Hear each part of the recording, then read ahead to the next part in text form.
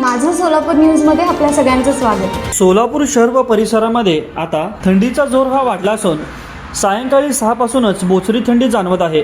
सकाळी 10 पर्यंत थंडीच्या हिवाळ्यातील कडाका वातावरणात कायम राहत आहे।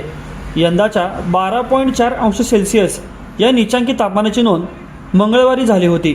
त्यानंतर 3 दिवसातच म्हणजे शुक्रवारी पुन्हा एकदा यंदाच्या हिवाळ्यातील नीचांकी म्हणजेच 12.4 अंश सेल्सिअस तापमानाची नोंद झाली आहे। गेल्या 4 दिवसांपासून सोलापूर शहर व परिसरामध्ये थंडीची लाट सुरू आहे।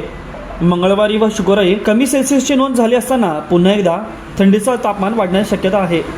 सोलापुरात थंडीचा जोर वाढू लागल्याने त्याचा परिणाम जनजीवनावर होताना दिसत आहे। थंडीच्या कडाक्यात घराबाहेर पडणे अनेक जण टाळू लागले असून थंडीपासून बचाव करण्यासाठी स्वेटर, जॅकेट, मफलर, कानटोपीसारखे गरम कपड्यांचा वापर वाढला आहे।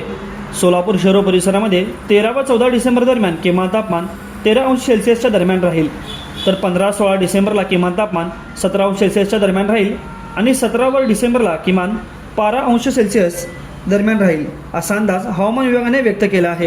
माझं सोलापूर न्यूज या यूट्यूब चॅनलला सबस्क्राईब करा आणि बेल आयकॉन प्रेस करायला विसरू नका।